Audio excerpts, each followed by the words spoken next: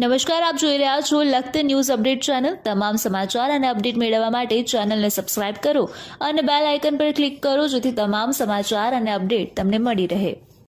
લખતર આજોલિયા શેરી પાસે આવેલ ધનેશ્વર મહાદેવ મંદિરના પટાંગણની અંદર શ્રદ્ધાળુ મહિલાઓ અને પુરુષો દ્વારા માતાજીના ગરબા ગાઈ ધન્યતા અનુભવી।